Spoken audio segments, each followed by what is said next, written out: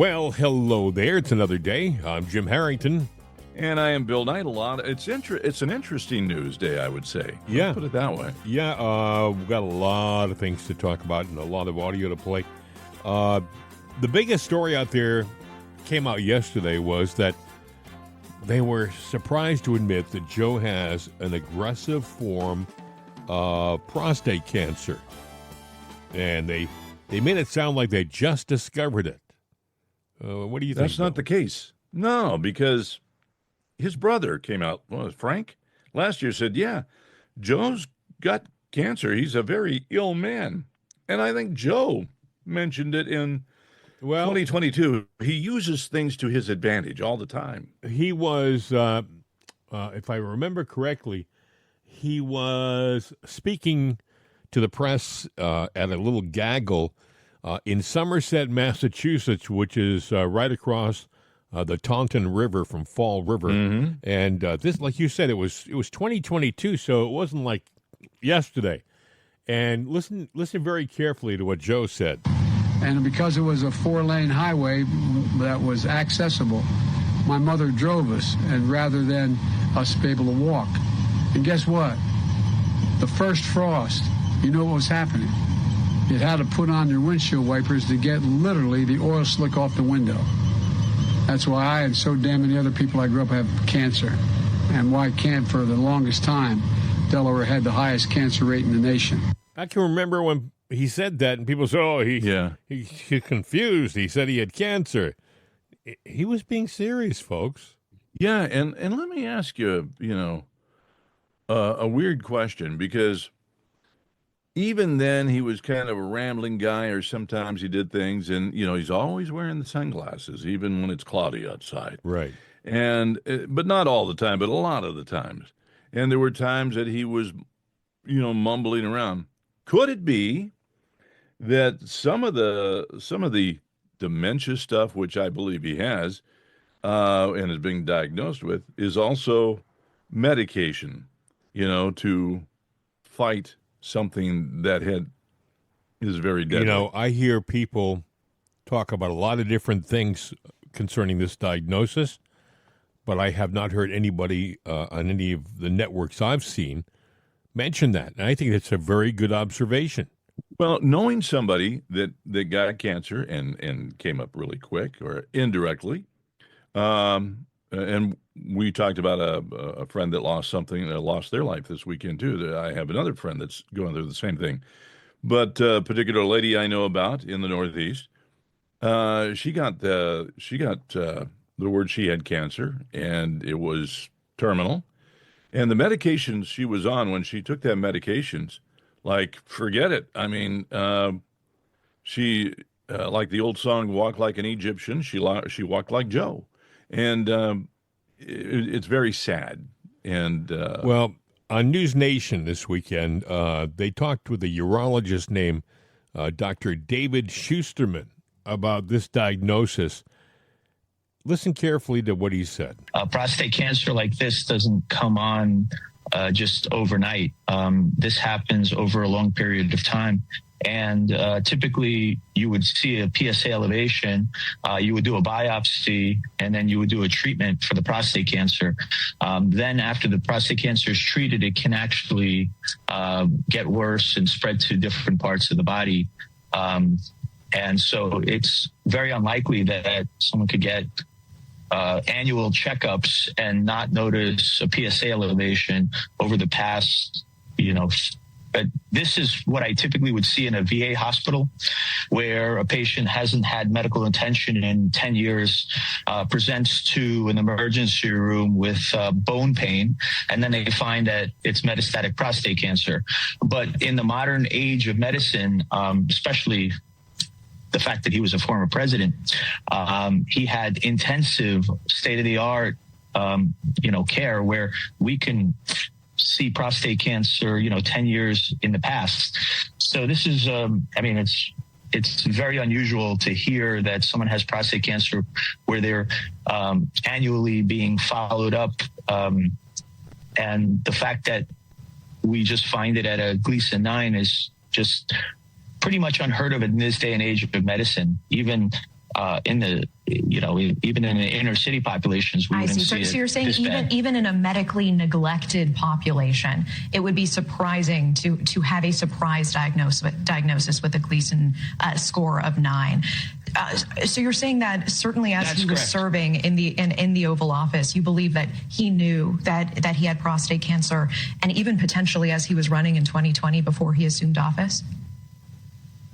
Well, most likely he had prostate cancer for a long time, and the aggressive prostate cancer such as this at age 80 grows over a long period of time. I mean, usually it takes from the first diagnosis of prostate cancer to spread would take 5 to 10 years, even in the most aggressive form. Wow. So this guy is saying, they're making it sound like they just found out yesterday, right? Mm-hmm. I go through these wellness checks. You get them when you're older. Right. And twice a year I go to my doctor's. He does blood work. And in the blood work, the simplest blood work I have has a PSA test. Mm-hmm. And that is a good determination as to whether you have prostate cancer. I'm sure that Joe Biden as president got multiple tests like that over a long period of time. And Bill, if they gave him, let's say they found out a long time ago he had cancer, and to your point, were they giving medicines to him? Mm-hmm. Do those medicines cloud his thinking? Right. And we'll get into that, but I got something else that I'm thinking about because, I've got family members that have cancer. And one of the things I found out is that, as one doctor told me, is that, the cancer, it's not a gene, but cancer actually resides in all of us. We all carry it. And, it's something that can manifest at any time. It's there. It's in our DNA, I guess you could say. But one observation that I've noticed over the recent years of some people that have died with cancer or died of some some ailment that they had, is they had just gotten a booster shot. And I'm not saying that has anything to do with anything, except that it is an interesting correlation. It's not the actual shot, it's the booster. And, is it doing something with something or activating something? Let's think for a second. What just came out last week? The HER report was released to the public last week, and it showed a very foggy, clouded president, somebody who was definitely not thinking clearly. It was an embarrassment to a lot of people. He was saying things in that report that were creating some doubt as to his decision-making. And I'm just saying that it seems like a heck of a coincidence for them to all of a sudden come out and announce on a Sunday afternoon, this just in, President Biden has been diagnosed with an aggressive form of prostate cancer, 9 on the Gleason scale. Now, I have to tell you, I didn't know what the Gleason scale was until every newsman on the planet was saying it yesterday, and I had to go and check on the Gleason scale. The hell's the Gleason scale? Yeah. Yeah. I mean, the reporters out there, they throw this crap at people. I'm sure 90% of the people didn't know what the Gleason scale was. They should explain the news when they give, because they were new to it too, but they want to make it sound like, oh, you don't know, I knew, I'm a newsman. Exactly right. Look at me, I'm smart. You don't know what it means? Boy, what does it say about you? Yeah, that gives them credibility, but I just got a problem with this whole thing because we're talking about Joe's decline, but let's just say that something kicked in. Yeah, this weekend, they've probably said, okay, this report's out. Let's go ahead and let the obvious cat out of the bag, that Joe's health declined. Because what else are they, wanting to cover up in this report or reports to come? And what, can they use him as a distraction? Is he gravely ill to where we're going to lose him in the next week or month or 2 months? Look, I don't wish any ill will on anybody with health. He should be accountable for what he's done. But then again, I got a question in the past 4 years. Did he really do everything? Did he make all those decisions on his own? You made an interesting point before we went on the air. And I've heard nobody ask this question. They better get off their dupa because it's important stuff. Ketanji Brown Jackson, the Supreme Court appointee that he put into that position, was he in his right mind to make any appointments? Well, nor did Obama sit there and go, here's who you're going to pick. Because you're right. He wasn't in any sound mind. And if he didn't make the decision, is she legitimate, or should we yank her from it? Now they'll say, well, she passed all the, all the clearing and everything through the Senate and whatnot. But I'm sitting there going, I mean, what about the people he's pardoned? Every decision he's made has got to be thrown into the air. How do we fix that? Well, I don't know whether they're going to be able to be honest with you, because I'm under the impression that we're going through some strange times as a country.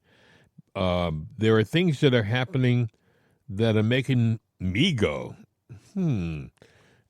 people that I thought we could rely on as giving us the straight scoop on stuff all of a sudden seem to be backing away from the narrative, and they're doing stuff that I didn't expect. I have a cut here. I want to play it for you. I'll tell you what. Let's do a commercial break first. All right. Don't forget to like and share the show, and we'll get the guns loaded up to fire them off next. I have a cut from Dan Bongino and Kash Patel. They were being interviewed with Maria Bartiromo. And then I have another, in the same interview, it was actually aired, that interview was aired on Jesse Waters' show, I think on Friday. And Waters is like us. He ain't buying it. He ain't buying it. What the hell's going on? You have Kash Patel and Dan Bongino, who are now director of the FBI and assistant director of the FBI, and suddenly they're saying, nah, Epstein did commit suicide. Yeah, Epstein committed suicide. And even Maria Bartiromo says, I'm sorry, guys, but the people aren't buying it. Listen. You said Jeffrey Epstein committed suicide. People don't believe it. Well, I mean, listen, they have a right to their opinion, but as someone who has worked as a public defender, as a prosecutor, who's been in that prison system, who's been in the Metropolitan Detention Center, who's been in segregated housing, you know a suicide when you see one, and that's what that was. He killed himself. You want me to? I've seen the whole file. He killed himself. I know it's hard work. So who's in charge at the New York FBI field office? Who's withholding Epstein docs from the Attorney General? James Dennehy is running the show there. There he is. This is the guy who emailed his whole staff to dig in after Trump took office. And don't forget that James Comey's daughter is an assistant U.S. attorney for the Southern District of New York. She worked on the Epstein and Maxwell cases. She's kind of knee-deep in this. Epstein was facing sex trafficking charges in Lower Manhattan. Where's all that paperwork? The FBI seized computers, surveillance videos, banking records, file cabinets, and photographs from all of Epstein's properties in New Mexico, the Virgin Islands, Palm Beach, and in New York. The Justice Department also gave Epstein a sweetheart non-prosecution deal 17 years ago. Where are those files? The Bureau of Prisons. Where are those files? You remember where Epstein killed himself? I asked Bill Barr about that, why everything seemed to go wrong that night. When I first heard all the information and all the coincidences here, I was suspicious. What were the coincidences? I mean, those were a lot of coincidences. Well, one of the cameras was out. Right. He was supposed to have a cellmate. The cellmate left. They didn't replace the cellmate. And the guards who were supposed to check him every half hour didn't check him. My EMT source said he was on the scene immediately to pull Epstein's body out to the morgue. And when he got to the cell, He saw 7 people there touching Epstein's body and moving stuff around. Do you hear that? EMT. He went there to get the body, and there were 7 people screwing around with Epstein's body. Yeah. Which means anything they say is already tainted in the evidence. But, let's back this bus up a little bit because they mentioned Comey in this. Now, who's in the news this past week? I was just going to go there. I was going to talk about Comey. I was going to talk about Patel. I was going to everything, the cancer diagnosis. Mm-hmm. Doesn't this appear to be the beginning of a full court press on the part of the deep state to... There is a deep state, friends. And, Hillary's a part of it. You don't have a dossier of dead people at your doorstep unless you're a part of something very deep and evil. Even a mobster would sit there and look, hey, well, I ain't got what she got, that's for damn sure. And that's, they're saints compared to that dossier. And this just seems to trickle and filter through. Why would these guys go ahead. Why would the president, President Trump, on Saturday, I believe, maybe it was Sunday morning, but it was over the weekend, why would he all of a sudden, before it became a busy news day, before the announcement about the cancer came out and the news went nuts, Trump issued a Truth Social, and I believe he put it on X too, a video. The video, I'm going to play the audio from the video, about the number of suicides, suspicious deaths connected to Hillary Clinton. This was posted by the President of the United States. Listen. Remember John F. Kennedy Jr.? He was declared the front runner for the New York Senate seat back in 1999. Days later, his plane crashed into the Atlantic Ocean, and his rival, Hillary Clinton, was elected senator. Mary Mahoney was a Clinton White House intern. She knew enough of the inner workings of Bill's sexual advancements to be a star witness during the Clinton impeachment trials. She was brutally executed at a Starbucks she was managing in 1997. In 1993, White House counsel Vince Foster was found dead in Fort Marcy Park near D.C. He supposedly killed himself, and among a lengthy list of potential foul play, the bullet was never found. Then there's James McDougal, a key witness for White House prosecutors. He was serving his 3-year sentence for bank fraud at the Fort Worth Federal Medical Center in Texas. And just before he was to give a testimony before the grand jury, McDougal suffered a heart attack in solitary confinement. In 2015, Walter Scheib, a White House chef hired under Bill Clinton, joined the list. His body was found at the bottom of a river, nearly 2 miles from the base of the trail he was reportedly hiking. An autopsy determined that Scheib's death was accidental drowning, but he might have known too much. 27-year-old Democratic National Committee staffer Seth Rich was shot and killed in D.C. this year. There is speculation that he was the source of the controversial leaked emails allegedly sent by DNC staffers, and that he may have been murdered in retaliation. Then Sean Lucas, the lead attorney in a fraud case against the DNC, was found lying on the bathroom floor by his girlfriend when she returned home on August 2nd. His death was reported classified, pending the results of an autopsy. Okay, so that was a report that was on, I believe, on, and I'm going to read some of the things because I don't know what it is with internet posters, but they decide it's a really good idea to put music on loudly. Ominous music to make it flow. Yeah, but they all think they're Steven Spielberg, and they don't know about balancing the music so it's in the background. And lightly. Yeah, so you really can't hear what the heck the people are saying. I apologize for that, but I want to read some of the people that this reporter talked about. By the way, I'm reading maybe 10 or 12 people here. Mm-hmm. That's nothing. That list when is... when you programmed the Quinn and Rose program in Pittsburgh, I can remember them coming out with a list that was probably 3 times. It went back to Arkansas. But yeah. But what they used to call it Arkansas. Remember that? Yeah, Arkansas. Yeah. Well, just there's so many stories out of there, like the little kids that were killed on the train track. But, let me read this list here Okay. again so people know what they were talking about. The video touched on the deaths of John F. Kennedy, DNC staffer Seth Rich, Clinton White House counsel Vince Foster, Clinton White House intern Mary Mahoney, and others connected to the Clintons. It says in July 1999, Hillary's Senate rival was killed in a plane crash, JFK Jr. Mary Mahoney was a Clinton White House intern who could have been a star witness at the Clinton impeachment trials. She was executed at a D.C. Starbucks in 1997. I remember that. She was in Starbucks, and she was shot. I don't think they ever got the guy. In July 1993, White House counsel Vince Foster was found dead at Fort Marcy Park. Mm-hmm.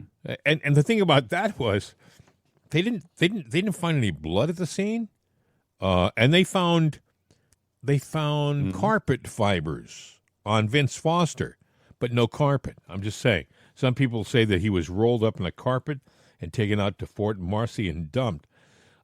It says in 1998, James McDougal, a key witness for White House prosecutors and financial partners with Bill and Hillary Clinton that led to the Whitewater scandal, died of cardiac arrest at the Federal Correction Facility in Fort Worth, Texas, just before he was supposed to testify. In 2015, Clinton White House executive chef Walter Scheib died of an accidental drowning after he went on a hike on a trail in Taos, Mexico. Scheib's body was found submerged, quote, in a mountain of drainage flowing with surface runoff. It was an accident, folks. In July 2016, DNC staffer Seth Rich was shot and killed in D.C. while he was walking home from a bar. It's believed that Seth Rich was the source of the Hillary Clinton DNC leaked emails published by WikiLeaks. The Clinton DNC emails published by WikiLeaks greatly damaged Hillary's 2016 campaign. In August of 2016, Sean Lucas, a Bernie Sanders supporter who sued the DNC for rigging the primary in favor of Hillary, was found dead at home. Those are the ones that they mentioned in that report. Like I said, it ain't all the people who have died suspiciously. Hell has no fury like the scorn of a woman, especially an evil woman. There's so many things that I want to say or add or go back in time that we just don't have the time If you're going to play music behind that cut, you should have played ELO's Evil Woman. Yeah, dun dun dun dun dun dun dun. Well, you don't have to do it. Yeah, we know how it goes, Yeah. Bill. Yeah. It'll be interesting, Bill. I think there's a lot of stuff that is being put out there, to confuse the audience, to confuse the people, and to bury certain things. The cancer. I mean, look, cancer's awful, and no one wants to see anybody have to deal with that. Nobody. Everybody has lost somebody to cancer. It's that bad. But when it's being used as a tool, like it appears to be right now, it's sinister. Go ahead. If you don't think that they can give it to you, you can go out and all of a sudden catch cancer. I mean, you might have the gene, but they have what they can do to activate whatever it is. I'm not, a doctor, never even played one on TV. He had a physical just a little over 12 months ago. Right. 14 months ago, he had a physical, and they said he's fine. He's perfectly capable of carrying out the duties of the presidency. He's fine. By the way, if they knew back then that he had cancer and didn't tell us, the doctor should be arrested. Yeah. The one thing that I do know, and maybe it's an observation, maybe it's a dumb observation, but all these people that have just met their fate, who is their fate that decides time for you to go? The one thing that I do notice, though, anybody that could be potentially in a hot seat, one thing that they do to stay alive is to dance. Keep on dancing. Do whatever you can to be in the news, as crazy as it might be. Trump is always moving. He's a target. He's a target. They've tried a couple of times that we know of, but he's dancing all the time. He's saying things all the time. He's out there where you can see him, but they got brazen on him, and they tried to do it right in front of your eyes. But it's when somebody stops and takes a pause, they're there. Yeah. It's just an observation. If you're protecting the president, be very, very be on your A game. All right, be on your A game, because I think that they're not done yet. Yeah, well, this started with talking about Epstein, Bogino, and Bon Bogino and Cash Patel, and them saying, no, he committed suicide. You know, they talked a big game coming in, and all of a sudden, no, it was suicide. Well, you know what else? So what did they run into there? Don't you think it's kind of weird that both these guys, were they were into the conspiracy that Epstein didn't hang himself, didn't commit suicide before they became higher ups in government. All of a sudden, they get into government. I mean, they're not in. I think Bongino's been in for a month, or maybe a little more, and Cash has been there 90 days or thereabouts. All of a sudden, if you watch the video, it's almost like they really don't believe it, but they got to say it. It's like, what the hell is going on? And they're doing a dance. When Maria Bartiromo says, well, people don't believe you. Well, people have a right to believe what they want to believe. Yeah, and you believed the same thing up until you became the director of the FBI. Do they have something on you, by the way? Is it when you get into these positions like the head of the FBI, and suddenly you're surrounded by a sea of agents and people who are, on the other side, who are the people that you were bad-mouthing up until, let's face it, Cash Patel was saying, I'm going to tear the headquarters down and move everybody out into the field and have them all do police work. He said the first day he was going to close the FBI headquarters, and that's history now. It's like he never said it. And you trust these people to be people of their word, and you wonder what the hell is going on. Well, let me ask you a question. And I'm asking you, and I'm asking everybody individually. Pause for just a minute, 30 seconds, and think back in your past. Is there anything that you might be a little bit ashamed of? Not public knowledge, and no, you don't have to send me an email about what it is. But is there something out there that you're going... Everybody has something. Okay, I'm glad nobody knows about that. Well, somebody knows about it. Somebody somewhere knows about it. And if somebody somewhere knows about it, there are people that make it their job to find out what that is. Well, let me ask you a question. What is one of the key things that the FBI is known for? Mm-hmm. It's doing background checks on people. Nobody does a deeper and more efficient background check on anybody than the FBI. They can tell you, what you had in second grade for lunch on a certain day. They go deep.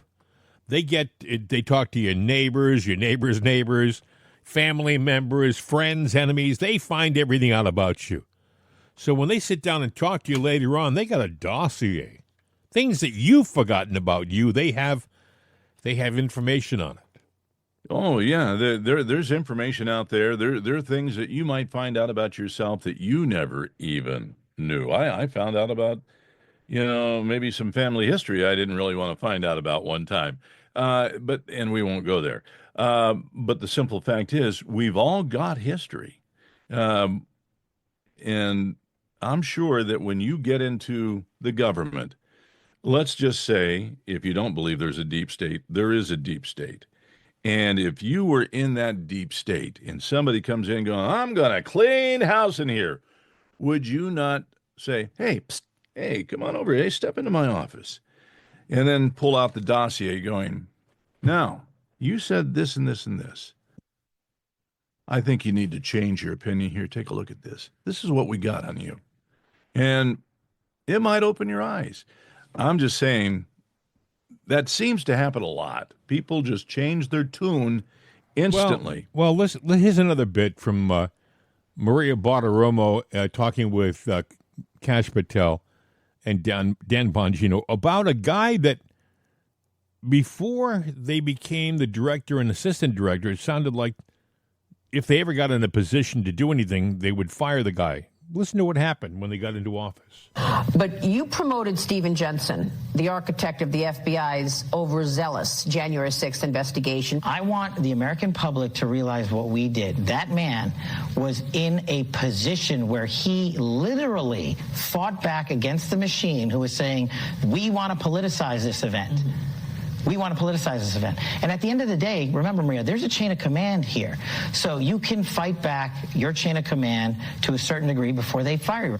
And Steve Jensen and other folks were promoted because they embody what the American public demands of FBI agents. To get to the bottom of something like January 6th and the pipe bomber case, for example, you need three things. You need people, you need information, and you need people with information. I'll allow the public to put that together and just wait, and you'll see.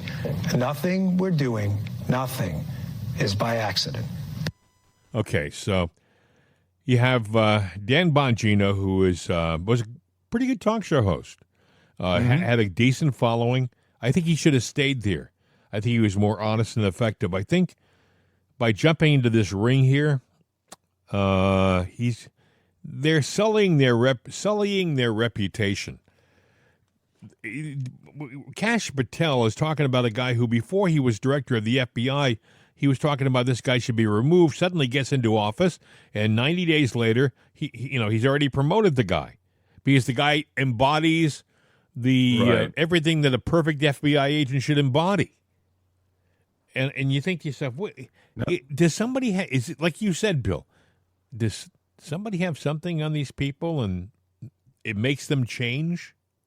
No, I think they do. Or, if they don't have it on them directly, everybody's got family and loved ones. And what can they say or do that would make you change your tune? Now, Bongino said, the pipe bomber, the January 6th pipe bomber, the truth's going to come out. You wait and see. It's going to be big.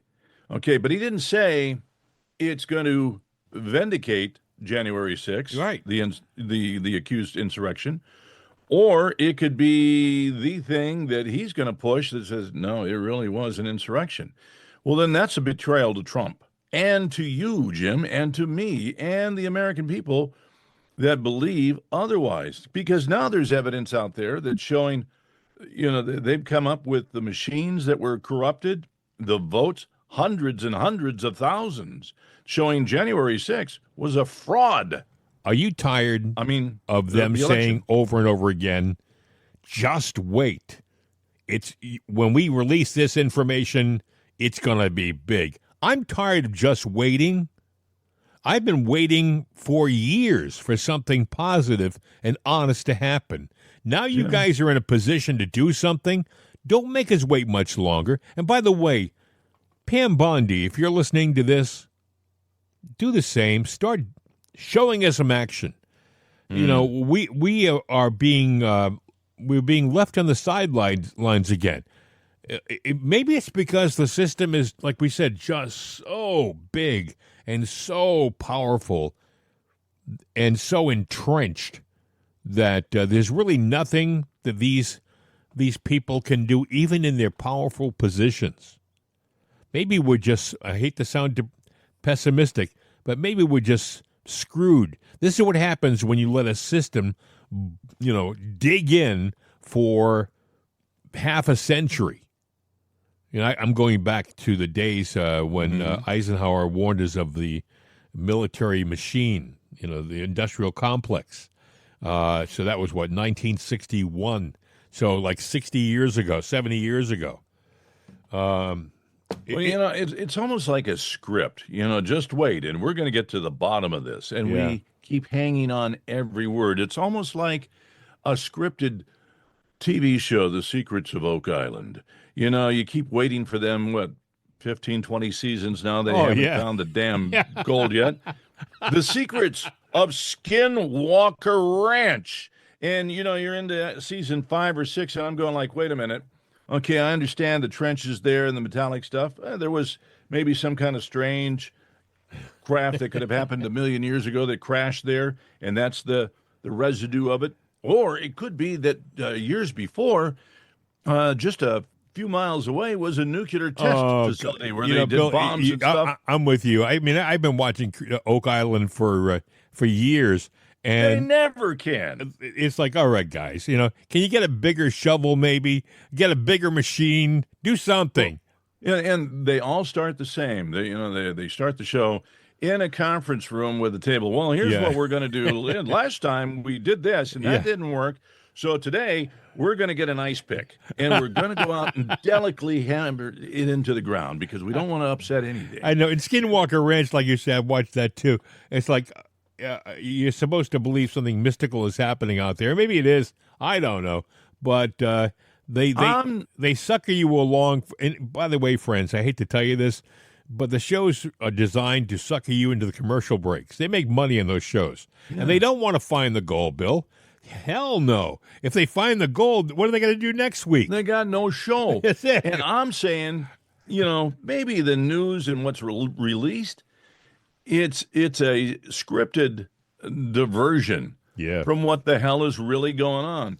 So the news we report on, it's what's put out there and what we dig. But is it really the truth? How the hell corrupt are we? How the hell bad off is everything? And I really truly believe this, Bill. I think that President Trump is one of us. I think and this is what has ticked off the deep state. He's tried so desperately to get honesty and integrity and decency, and the deep state controls the media, the reporters. The deep state controls the narrative. The deep state has all these different people entrenched in these different departments, and their job isn't to do their job. Their job is to mess up you doing your job, Mr. President. Their job is to pretend to be on your side and to shiv you in the back. That's what their job is. I likened President Trump to an Indiana Jones movie. You might remember the one where they took him up to a mountain and they dropped him in this hole down into this cave, and it was a pit of venomous snakes all around. Oh, yeah. He's in there running and dancing and doing everything. That's Trump in Washington. He's dancing because there's snakes everywhere. That's true. And the only way to stay alive is keep on dancing. What was the other one? The opening sequence was it Raiders of the Lost Ark? Yeah. Where he's in a tunnel and he's running out of the tunnel, and there's this huge round rock that is rolling after him. I envision that huge round rock as being the deep state, and President Trump is Indiana Jones. Running for his life. Exactly. And he's still trying to help you, but he's running for his life, his family's life, his kids' life, and God. we're going to make America great again as soon as I dodge this damn rock. Exactly. No, I don't mean to sound pessimistic. And I do think that, I do think that he has touched some nerves and he's gotten close to doing some stuff. He can't do this alone. And if people like Kash Patel and Dan Bongino aren't rock solid by his side, now I think guys like Secretary of State Rubio is definitely on Trump's side. They're attacking him, though. Yeah, everybody that starts to make traction, then there's a disruption.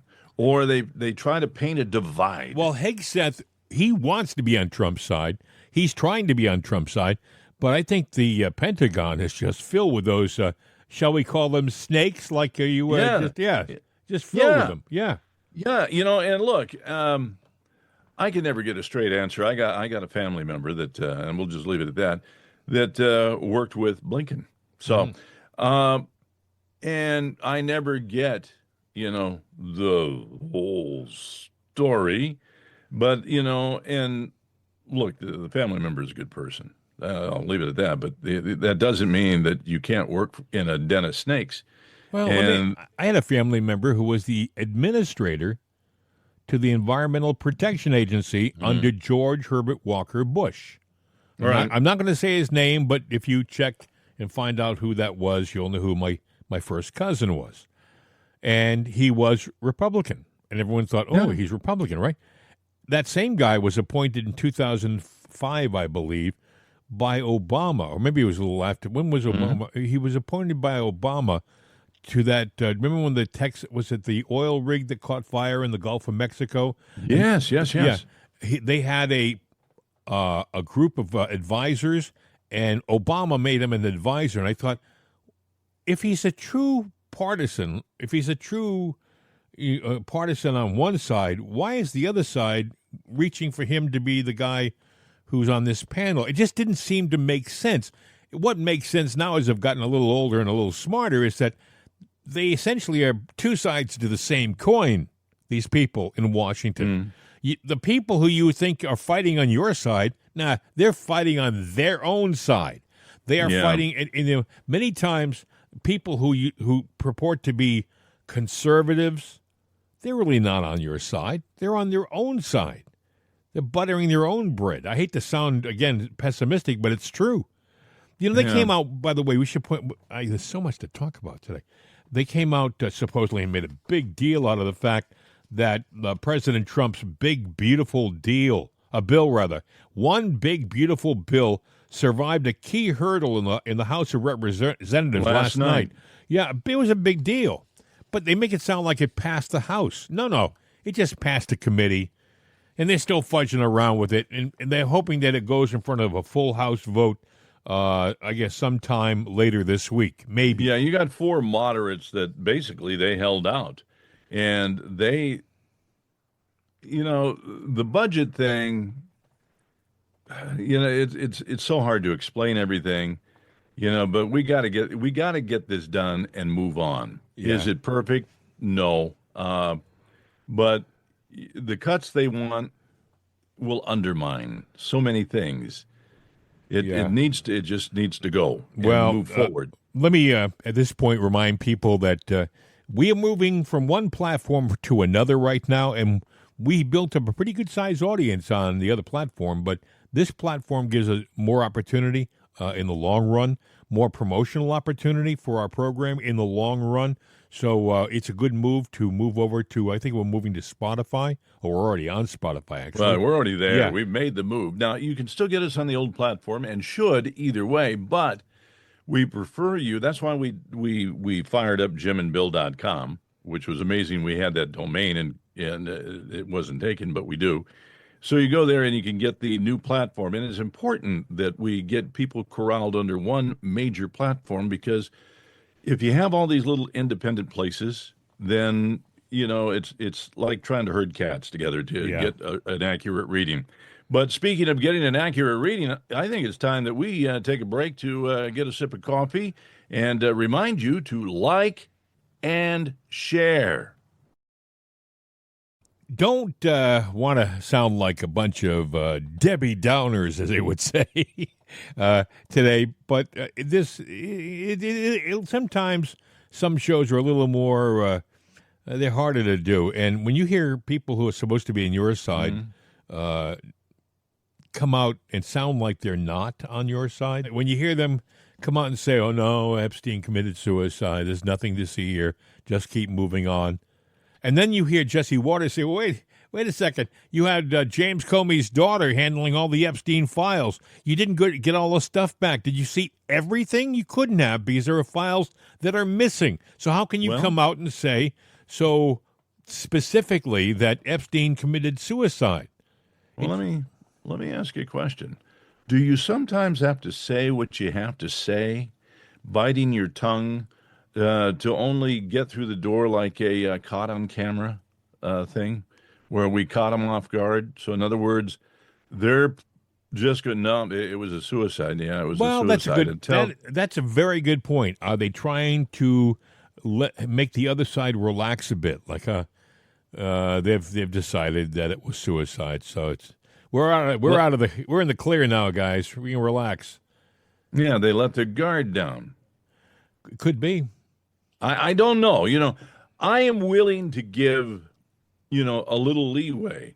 What have we got to lose? We've got nothing now anyway. Yeah. But if we have 1 or 2 years of nothing, then it's time for nothing to get out of there and get a new nothing. So I'm going to do something in there. Yeah. Because, I mean, you know, I'm tired of no answers, and I'm willing to give them a chance to maneuver. They can't tell you what they're doing if they're indeed doing something and getting close. I have a question for you. Do you think that we are being manipulated as a public right now by AI? Oh, absolutely. Now, if you notice, mainstream news is all manipulated. Even Fox is manipulated to a large degree, although there are some stellar standouts there. And but all the media, to some degree, is manipulated. The only thing that you really got that's truth are people like you and I and podcasts like this. And on the weekends, we do a Saturday show, yes, but we're not out, and nor are the other people. So what happens is on Friday, if you notice, they crank up that little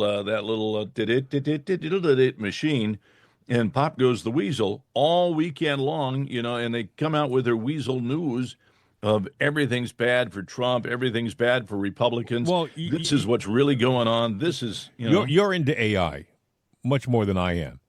Mm-hmm. And if I said to you, can you ask the AI that you work with to give us a plan of attack to keep the population of this country in the dark with regard to the truth that's happening in our society? Mm-hmm. Would it give you a plan?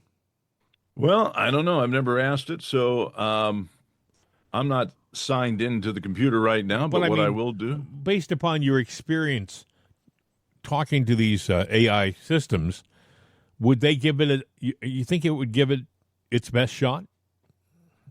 I think it would. I would think so. I was going to see if I can. Well, tell you what, I'm going to play a cut for you right now. It's about 6.5 minutes long. Okay, what do I want to ask this computer again? Just plan ask. of attack? Yeah, just say, computer, question. If I wanted to keep a society in the dark about truth, what would I have to do? Would I have to control the media? Would I have to control other things in government to let them believe that the lies that I'm feeding to them are truthful? Okay. Okay. In the meantime, while you're asking that question, I'm going to play a 6-minute cut. Steve Bannon was talking with Patrick Wood. You're saying, who's Patrick Wood?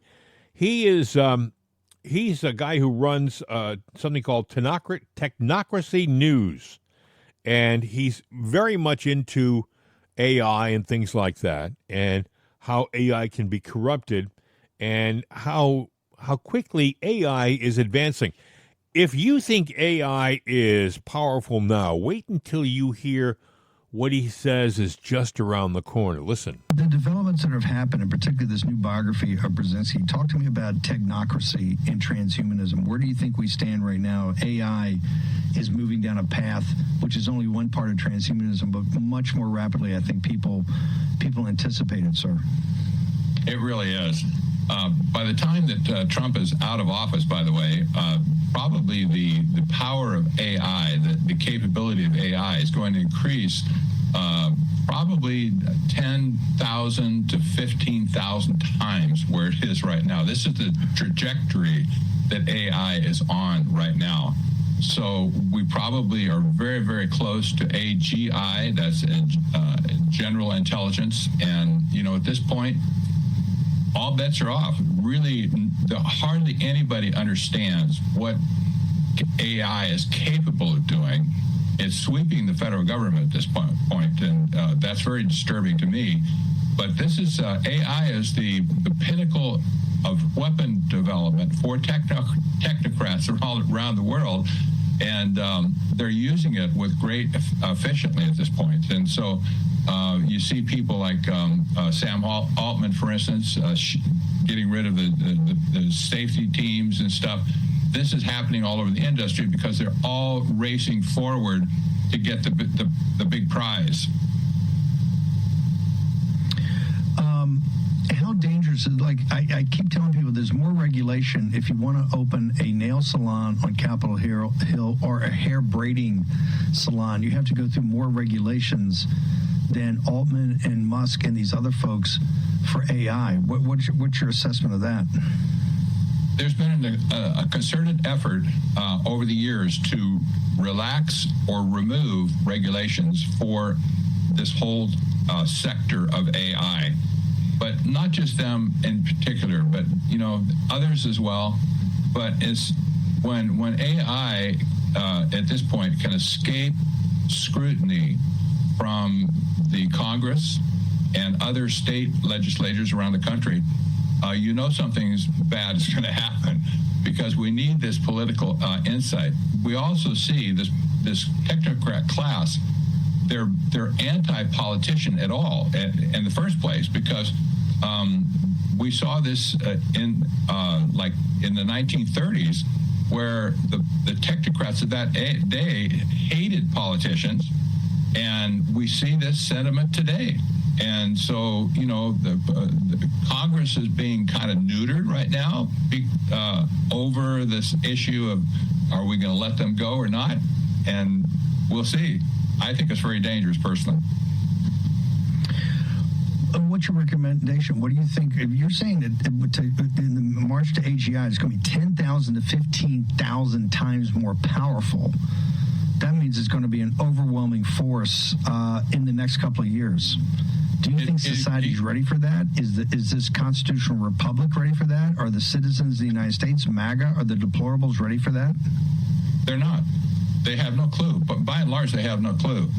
But conservative estimates at this point that AI is like doubling in its prowess every 4 months or so.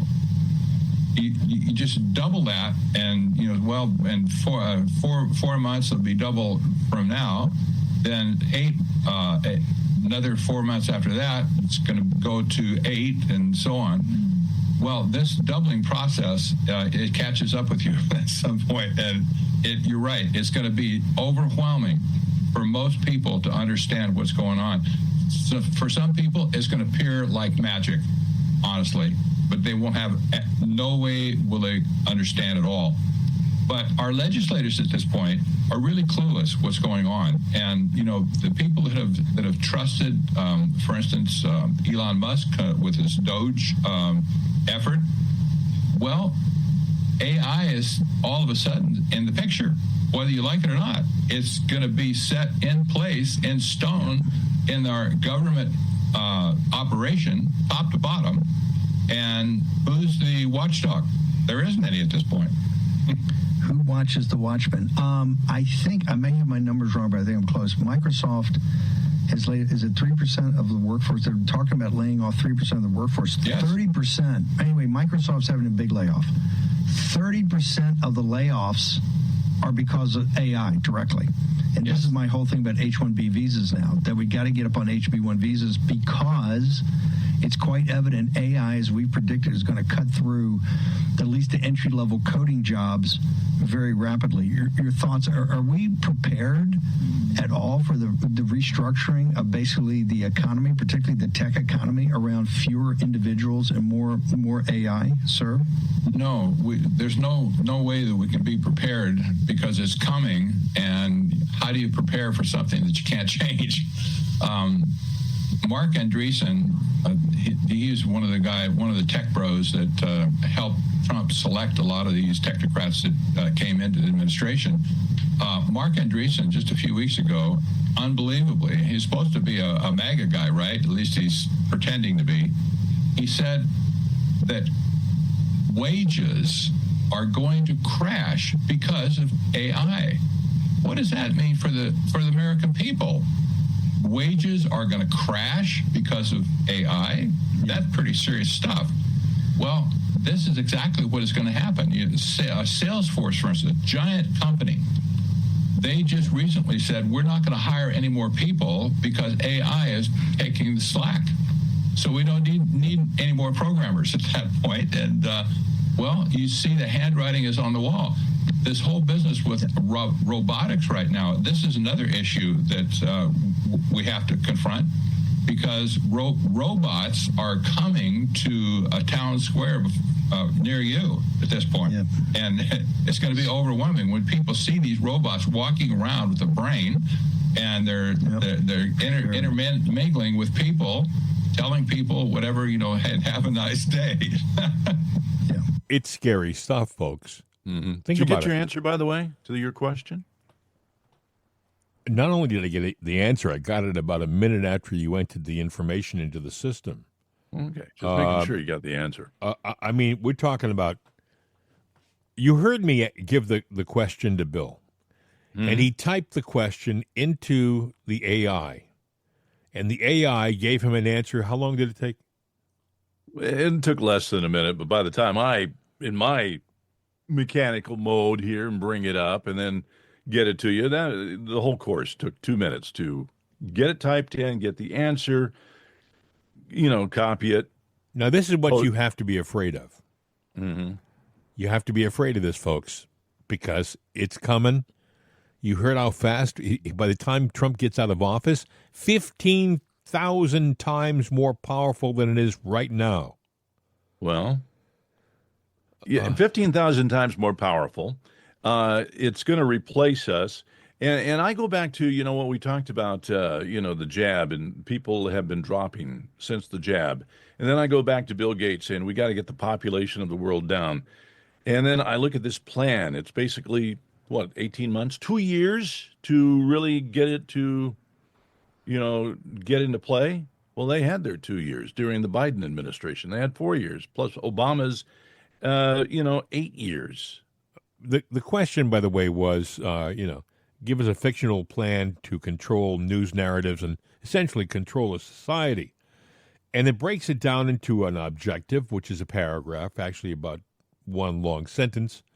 Then it goes into strategic pillars. Number one, control information sources. And it breaks that down into different things like acquire or influence major news outlets, fund alternative media platforms, infiltrate social media, and it goes into depth with each one of those different points. And then it says, 2, create noise and distraction, flood news cycles with sensational but irrelevant stories. We're getting a ton of that and have been getting it for years. I mean, going back to when Biden got into office. Actually, going back when they tried to get Trump out of office, they were flooding the news cycle with irrelevant stuff. And we used to talk about it. By the time we get a story on a Friday that's a big thing, by the time Monday comes around, it's something different. Yeah, it's lost. It says undermine credibility of truth tellers as one of the points. Launch smear campaigns. You remember what Nancy Pelosi said about smear campaigns? She said, I'm going to play it. She talked quite openly about the practice of wrap up smears. Listen. Down hospitals and the rest of it. So they don't want them to see that contrast, so they focus on something else. And it's a diversionary tactic. It's a self-fulfilling prophecy. You demonize, and then we call it the wrap-up smear. If you want to talk politics, you call it the wrap-up smear. You smear somebody with falsehoods and all the rest, and then you merchandise it. And then you write it, and if they see it's reported in the press that this, and this, so they have that validation that the press reported the smear, and then it's called the wrap-up smear. Now I'm going to merchandise the press's report on the smear that we made. And it's a tactic, and it's self-evident. I mean, the lady bragged about it. She was proud of it. The wrap-up smear, guys, here's how it works. We lie. You accept and write about the lie. We come back and point to the lie as if it's the truth, and there we have it. We've created a lie that's effective. And two of the things you stepped over: fund alternative media platforms that align with the desired narrative, infiltrate social media with bot networks to amplify preferred stories and drown out dissenting voices. I mean, this is a plan to take over the world.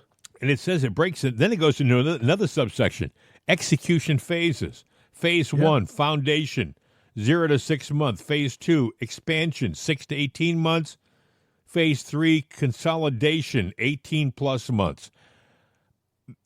I'm not going to read the whole thing to you here, folks. Maybe we can print this on our site as the sample. Yeah, we'll put it there. How to take over the world hypothetically. Yeah, hypothetically, exactly. But it is a plan. Yes, Doctor. No, I will rule the what gets world. me, Bill, is it took you 60 seconds to get this plan together. If someone is serious about literally taking over the world or taking over a country and its government with AI, you could get a real detailed, well thought out plan, something that you could actually implement. You probably could get that together in maybe 5 minutes. Had I had the time to type in a few specifics, right, I could have done that, and it would have given me a detailed thing. I mean, look, I've gotten reports that are hundreds of pages long that have been just done in mere seconds. So, talking about where AI is now and where it's going, it is scary. And the fact that AI can replace us and take over jobs, it can. Well, and how, what place we have as a population, civilization, I have no idea, at least not by the numbers that we have now. Elton John and Paul McCartney were talking about it, but Paul wasn't on this tape here. You're just going to hear Elton John. But what they're doing in England right now, listen to this, folks.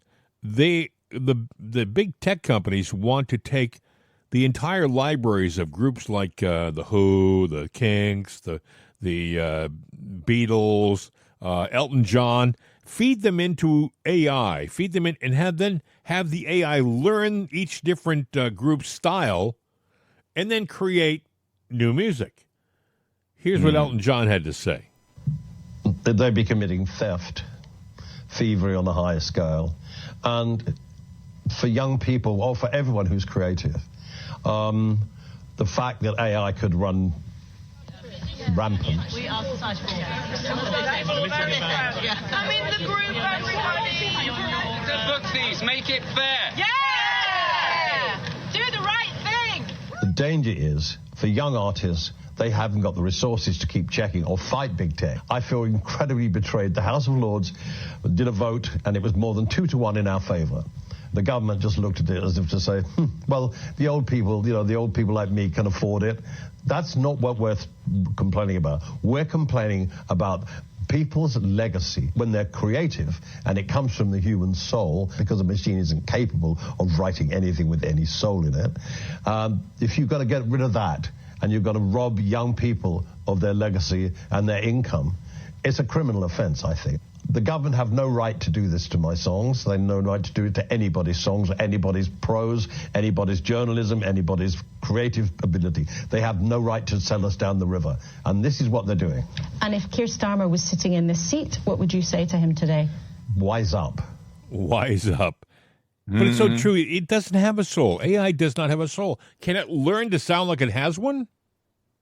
Yeah, I think it can. I think, it's amazing what they're going to get away with it. It will probably at some point in time, I believe that it's real, it's human. It's probably close to it right now. It is scary what is going on with AI. Now, they're running commercials right now on the radio that you probably have heard. Our listeners probably have heard some of the commercials. Putting voice people out of work, yeah. They're not done by human beings. Some of them have great voices. Some of them sound like they really know what they're talking about. It's a computer. Yeah. And, there was a time in our business, I can hear it. I can hear the difference. I can listen to an AI voice on a commercial now and say, that's not a guy. Because the breath's not natural. The pauses are a little off. It's just I can just feel the mechanics of it, Yeah, there was a time in our industry when, you wanted to be a voiceover artist. You had to know your voice, learn how to project your voice, to talk naturally, say the words and whatnot, and get your skills together. But, and it was interpretational skills. We'll get back into this, but we do need to take a break here, so we'll ask you to like and share. We're talking about AI. We're talking about how it's changing our world.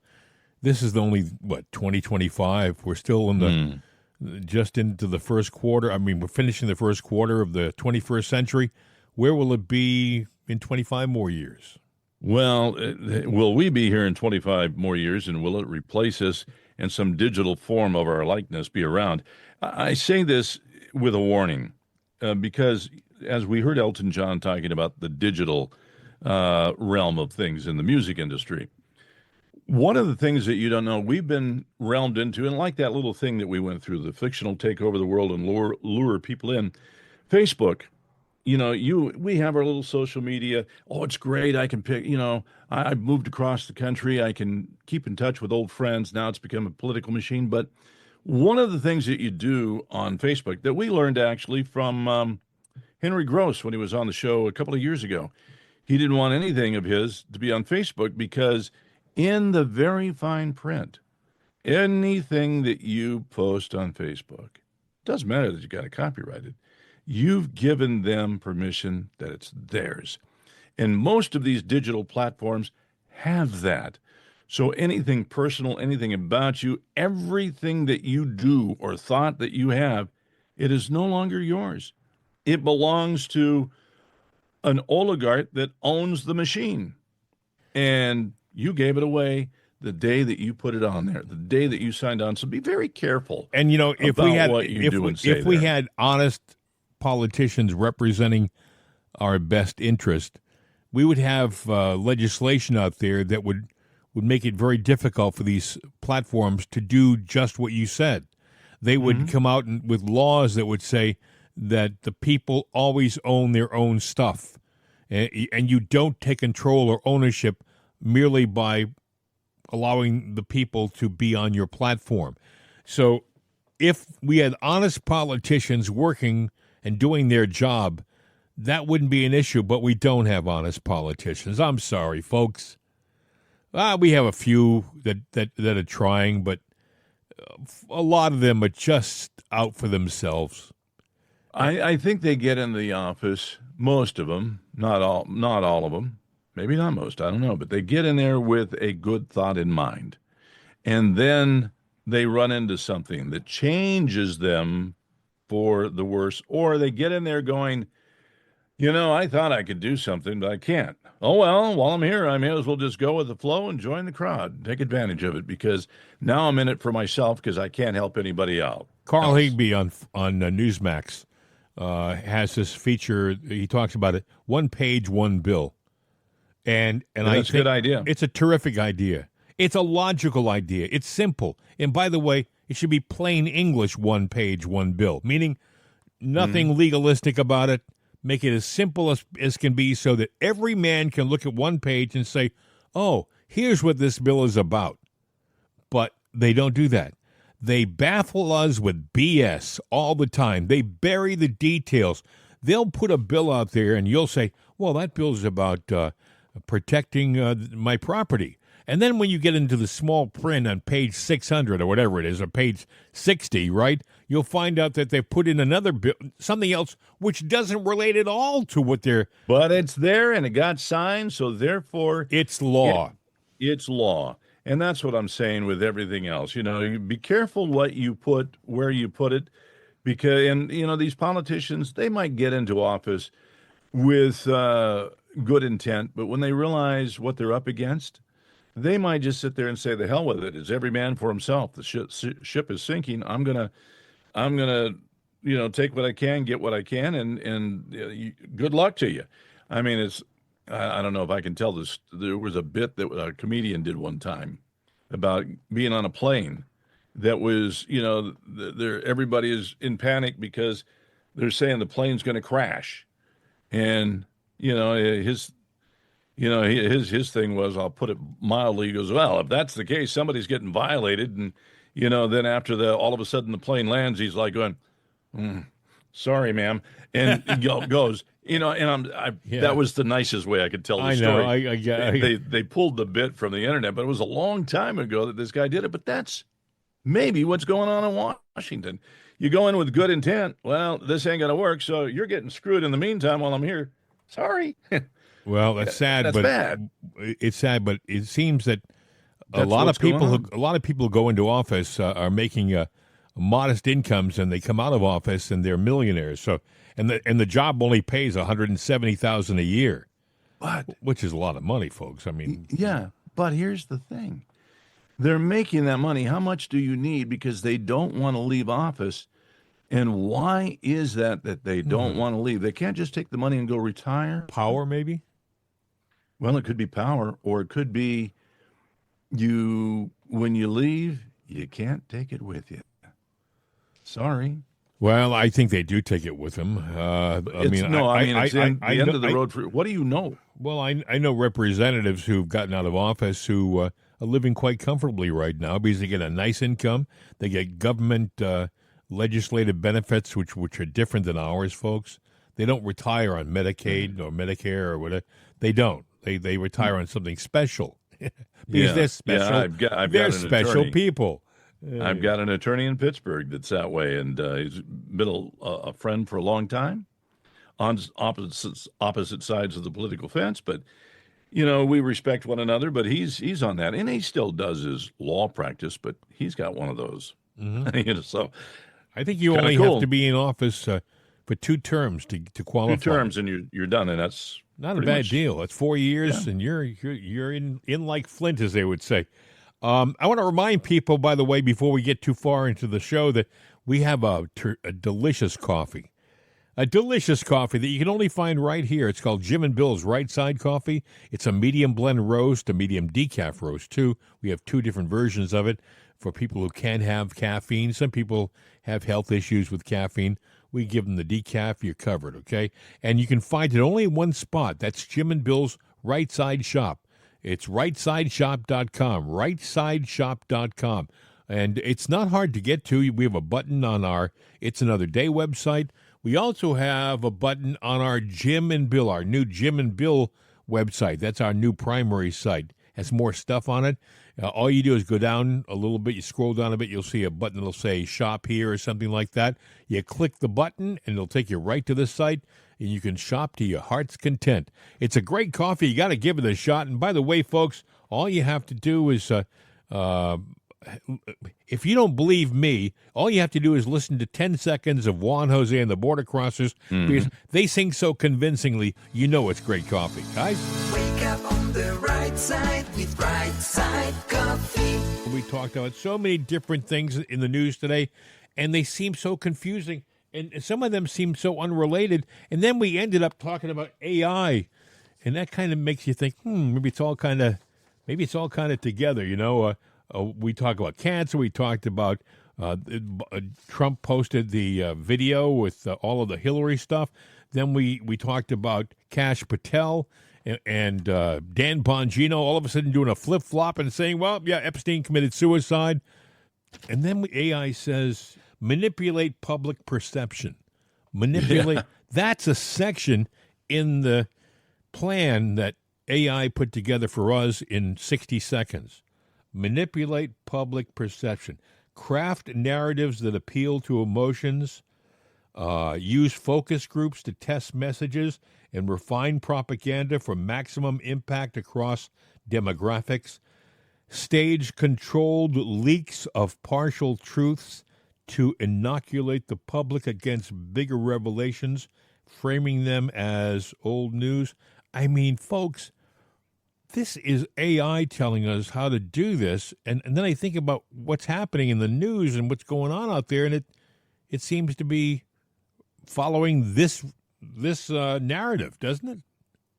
It's spot on, because what the AI did was just probably go out there and maybe look at a few dark holes, but just sat there and observed the news and did a quick analysis and go, here you go. This is how you do it, because it's already being done, and probably more extensive than this, brief report is. I probably could go back and do a more in-depth, thorough thing, but it would be pages and pages and pages and pages. Anyway, Bill, I think we can wrap this show up. It's been a busy show, a lot of things to talk about.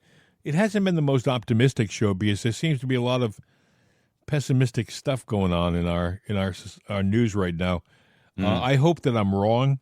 I hope that things are happening behind the scenes that we just don't see that are going to benefit us, but I'm not so optimistic about that right now. What do you think? I agree with you. I mean, the news is negative, but, as the ethical note at the bottom of the page said, in reality, transparency, accountability, and truth are vital for a functioning society, and that's where we come in. So you need to, if you can't tune in daily, at least every couple of days, and do remember to like and share, because you're not going to get what we talked about today or anything close to it on mainstream media, because it has been manipulated. Remember that word. And dare I say manipulated. Corrupted. So until we meet again, hasta la vista, baby. We're out of here.